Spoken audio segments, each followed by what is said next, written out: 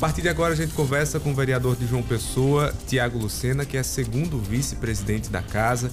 A gente faz um balanço sobre o projeto Câmara Itinerante. Os vereadores estiveram nas ruas durante esse período que antecede aí o retorno das sessões presenciais ou mistas na casa. Vereador, bom dia, seja bem-vindo ao Jornal da Manhã. Bom dia. Bom dia, Karine, bom dia, Daniel, a todos os ouvintes da Jovem Pan. Estou aqui à disposição para a gente bater esse papo, não somente pela a volta dos trabalhos, mas também as ações da Câmara Itinerante. São ações que estão tendo uma repercussão muito boa e a gente espera que não somente a repercussão seja boa, mas também a consequência disso, a gente tratando depois na prefeitura, também sejam boas as resoluções. A gente sabe que esse projeto Câmara Itinerante, ele surgiu da necessidade porque houve uma reforma, a necessidade de uma reforma no prédio da Câmara Municipal para a remoção de um carpete. Esse carpete poderia trazer problemas sanitários e aí, para que os vereadores pudessem retomar as atividades presenciais, esse carpete precisava ser retirado do plenário. Então, os vereadores precisavam voltar às atividades e aconteceu esse projeto Câmara Itinerante. O senhor não acha que esse projeto deveria ser permanente? Não, com certeza. Eu costumo falar que quando a gente sai da Câmara e vai para as ruas, a gente teve lá nos primeiros 2 anos dessa legislatura passada, a gente teve um projeto parecido com a Câmara Itinerante, que era a Câmara no seu bairro. A gente levava a sessão da Câmara um dia à noite para um bairro da cidade. Então foi uma experiência bacana de ouvir mais o cidadão, porque às vezes o cidadão ele não vai para a Câmara. Às vezes pensa que tem um muro imaginário ali entre a população e o legislativo. Vocês que frequentam lá, vocês veem que a participação da população não é tão efetiva como a gente vê, por exemplo, nas redes sociais. E é a casa do povo, né? A gente precisa diminuir essa distância. Então a Câmara Itinerante, ela começou na temática de mobilidade urbana. A gente foi para a Lagoa, né, escutar as pessoas que estavam descendo ali no transporte público para ir para o seu trabalho. Ouvimos sugestões, a gente teve também a temática da educação. A gente visitou uma escola, visitou uma creche, visitou mais 2 lugares que seriam 2 creches e não eram creches, eram invasões. A gente visitou também a questão da saúde para ver como é que estava a vacinação, para fiscalizar também a questão do fura-fila, né? Mas está seguindo direito aqui em João Pessoa, não estamos vendo nenhum problema, mas se tiver a gente tem que ver, né? Então assim, não somente da saúde, a gente foi na Barreira do Cabo Branco, a gente foi no Busto de Tamandaré, naquela obra aqui, naquela ação que teve da prefeitura na gestão passada no Largo. E ontem a gente fez, antes de ontem, quer dizer, a gente fez a questão do comércio, a gente caminhou pelas ruas do centro e assim, essa repercussão, principalmente com as pessoas que estão andando com a gente, foi muito boa. A gente precisa trazer resolução, não é somente fazer essa ação e não dar continuidade. Então essa responsabilidade também a gente tem que puxar pra gente, não para resolver, que como a gente sabe, o papel do vereador muitas vezes é muito engessado, né, de executar ações, mas de a gente ser esse intermediador, esse mediador entre a população e a prefeitura, criar a ponte, exatamente. E a gente está fazendo isso não é para fiscalizar e para criticar a prefeitura, para isso, não, de forma alguma. A gente está aqui querendo dar esse gesto, dar vários gestos de parceria do executivo com o legislativo, sabe? E vejo com bons olhos a prefeitura de João Pessoa sendo bem parceira do governo do estado agora. A gente não, independente de posição política, a gente não pode mais viver nisso de porque o prefeito é contrário ao governador e não vai fazer parceria. Só quem perde é a gente. A gente tem que parar com isso, tem que desenvolver a coisa institucional. Eu acho que isso que eu acho que é um ponto muito importante da Câmara Itinerante. Vereador, e qual vai ser o desdobramento depois dessas visitas, de conversar com a população? Olha, a gente está fazendo essa compilação de cada temática, desde a mobilidade urbana, que foi a primeira temática, ao comércio, que foi a última que a gente fez agora. Pode até ter mais ações, independente de a gente voltar ou não. A gente tem que ter esse cuidado também de como vai voltar de forma híbrida. Tem pessoas que são de grupo de risco, que a gente tem que abrir a exceção para participar de sessões remotas, né? Tem pessoas que podem participar de forma presencial. Então, independente de voltar ou não, a gente vai compilar todas essas queixas do cidadão, as sugestões o raio-x que a gente teve de cada temática, para a gente sentar com cada pasta do executivo. É óbvio que a gente não vai resolver tudo que foi ouvido. Isso aí é óbvio, a gente não tem como. Mas o máximo que a gente conseguir resolver, ou pelo menos conseguir 100% de respostas em todas as queixas, mesmo que a resposta seja não. Aqui não dá para fazer por causa disso, disso e disso. Mas a gente tem um respaldo, a gente tem a resposta para dar ao cidadão de que a gente foi lá e tentou fazer essa mediação. Então, audiências públicas e um encaminhamento à prefeitura, tudo isso. Isso, as audiências públicas eu acho um pouco complicado de fazer agora por causa do momento que a gente está vivendo da pandemia. Mas a gente pode fazer audiências públicas remotas, nada impede. Agora, o principal, a gente levar... Existem algumas temáticas, principalmente mobilidade urbana, que a gente vai precisar sim fazer audiência. Seja agora, seja depois que a gente passar, se Deus quiser. Esses próximos 15 dias vão ser dias que vão trazer dias melhores para a gente, se Deus quiser. Mas a gente precisa conversar sobre mobilidade urbana, sobre o plano de mobilidade urbana, sobre o plano diretor, mas principalmente a gente fazer essa mediação, levar essas queixas para a prefeitura e trazer resolução. O cidadão precisa de resolução de conflitos. A gente ouve muito da população, sobretudo nas comunidades mais pobres, mais periféricas, de que o político só vai na comunidade quando é para pedir voto. Então, esse projeto Câmara Itinerante, ele faz com que o político esteja na comunidade, mesmo fora do período de campanha, e traga resultados. Essa questão agora de dar continuidade é na forma de trazer resultados. Qual seria o problema principal a ser resolvido agora? Você falou do transporte público. O que é que vocês identificaram como o maior problema? O preço da passagem? A higienização dos ônibus está sendo bem feita? O comportamento dos motoristas? A falta do cobrador? O que é que vocês observaram de maior problema? Olha, os maiores problemas, que são os que mais chegam, são queixas pontuais de cada linha, né? Onde cada um mora em seu bairro que fala daquela linha que está atrasada ou que tiraram aquela linha. Na minha concepção, isso é uma concepção minha e não da Câmara, eu não acredito que tirar ônibus de linha vai conter um pouco o avanço do Covid-19. Mas quando você deixa na mesma quantidade, a gente vai distribuir mais passageiros em mais ônibus e não aglomerar em um ônibus só. Então, quando você tira, você aglomera. Então, isso é uma queixa de linhas que foram tiradas, enfim. E que está acontecendo aglomeração. Exato. E a gente fiscalizou, na verdade, na hora que a gente estava lá, a gente não viu nenhum ônibus aglomerado. Mas a gente recebeu essas denúncias. É porque tem um horário de pico, né? O horário que o pessoal está indo para o trabalho. Tem linhas que são mais aglomeradas do que outras. Exatamente. E o preço de passagem é óbvio que sempre vai ser uma crítica, mas não acredito que vá ter aumento de passagem. Até porque não é nem... A gente tem um primeiro ponto que está já caro para o usuário. Mas não é somente isso. É que se aumentar a passagem, hoje tem concorrência.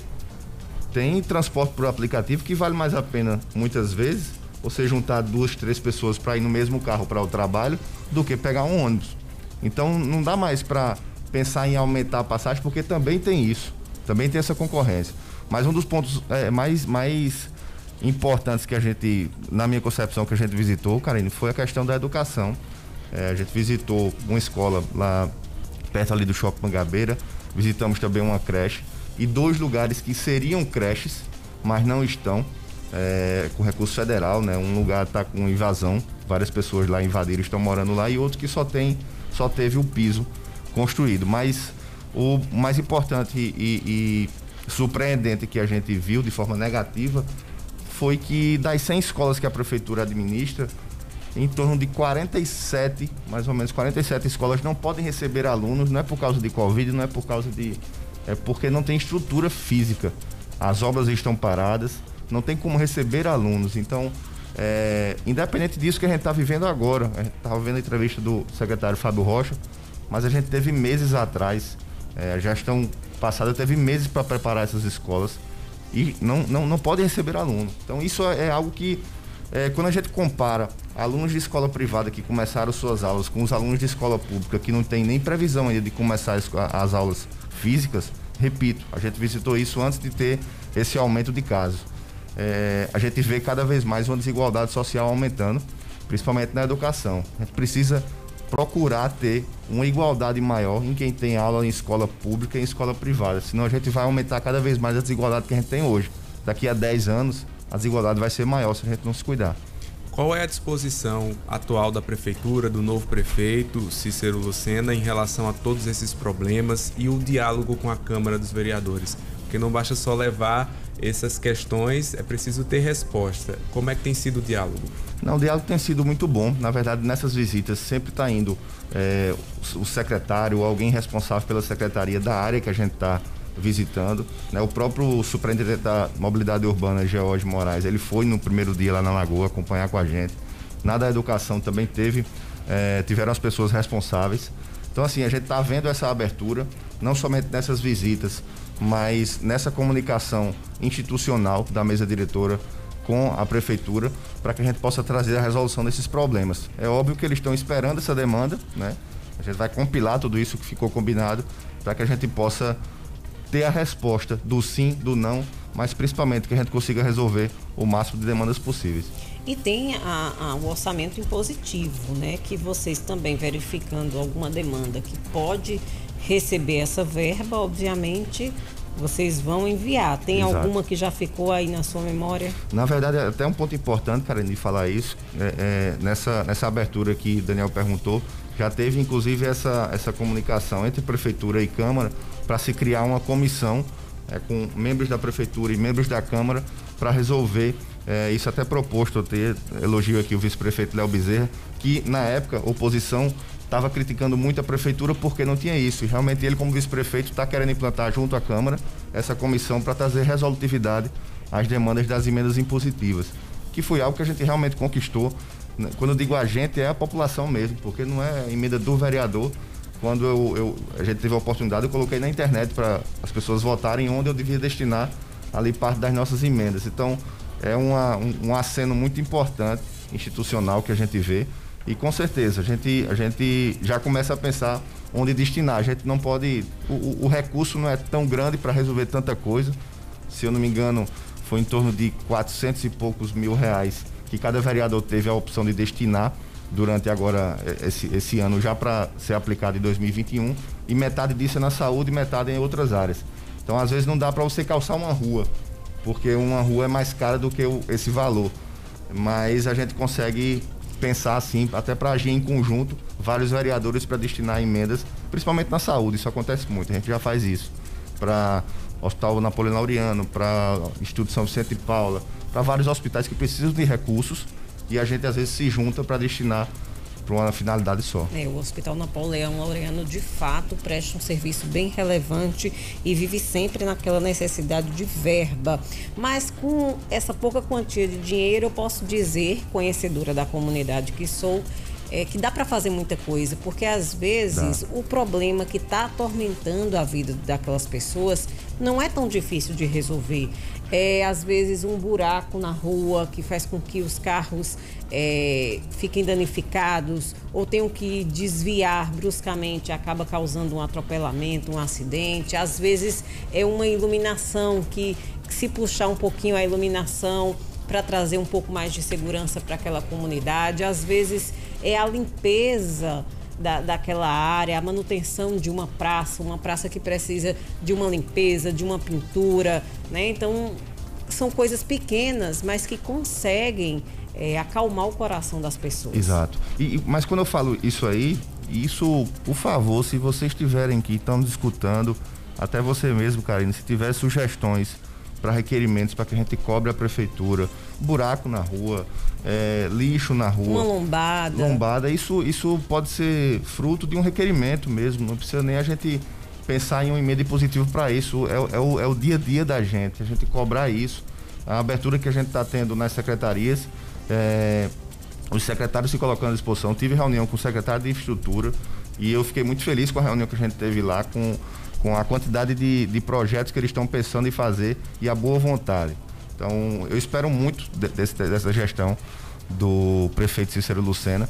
E essas questões pontuais que nos faz sofrer ali no dia a dia, o buraco na rua, isso é fruto de demanda que a gente pode, no dia a dia da gente, cobrar através de requerimento. Então, procurem seus vereadores, se for através de mim ou do seu vereador que você votou, qualquer que seja o vereador dos 27 da Câmara, se o que você votou não foi eleito, procure alguém para cobrar disso. Então, isso é o nosso papel, a gente é pago para isso, então a gente está aqui para se colocar à disposição. Vereador, antes de encerrar, eu queria saber das definições políticas para esse retorno, inclusive, das sessões, né, que pode acontecer na semana que vem. A liderança da situação, acho que Cícero não vai ter nenhuma dificuldade, tem uma ampla bancada. Quem deve ficar com essa liderança? Alguma comissão é pleiteada pelo senhor dentro das comissões lá da Câmara? Como é que estão essas conversas? Olha, não foi conversado nada comigo sobre isso, mas imagino que também que o prefeito Cícero Lucena não vai ter maiores percalços para definir uma liderança, uma bancada que realmente, inclusive eu faço parte dela já, uma bancada que está pensando, que tem que pensar junto com ele em fazer o melhor mandato que ele já teve. Ele falou, essa frase foi falada várias vezes na campanha dele, e ele tem que honrar isso e ter uma bancada que também fale essa mesma língua. Então, não fui conversado sobre isso, mas acredito que ele não vai ter maiores dificuldades. Tem vários vereadores que podem cumprir essa missão. Em relação às comissões, inclusive a gente vai ter reunião hoje pela manhã, quando eu sair daqui, tem reunião com a mesa diretora para a gente ter algumas definições, porque a gente já deve começar, acredito que na próxima semana. Vou saber oficialmente disso nesta reunião, mas a gente já tem que definir realmente as comissões, mas não sei te falar. O vereador Odon pleiteia para o primeiro biênio, a CCJ. Eu tenho a intenção de, no segundo biênio, participar, ser presidente da CCJ, como fui na legislatura passada, mas isso a gente tem que esperar um pouco. Mas é isso que a gente vai formar. Todos os vereadores têm a capacidade de participar das presidências e também vão participar de todas as comissões, porque tem vaga bastante para todos os vereadores. Fala-se muito em Bruno Farias para a liderança de Cícero. O senhor gosta desse nome, defende essa ideia? Gosto. O vereador Bruno é um vereador amigo, parceiro e sabe, é um bom tribuno, é uma pessoa que já conhece também da gestão do prefeito Cícero Lucena. Tenho certeza que seria um bom nome para a nossa bancada. Agradecer aqui a participação do vereador Tiago Lucena, que veio falar sobre esse projeto Câmara Itinerante e também outras demandas da Câmara Municipal de João Pessoa. Seja sempre bem-vindo aqui na Jovem Pan. Muito obrigado e deixar aqui um bom dia, não somente a vocês, a todos que estão nos escutando, e colocar a Câmara à disposição, não somente o mandato, nosso mandato, mas toda a Câmara, colocar à disposição da população de João Pessoa.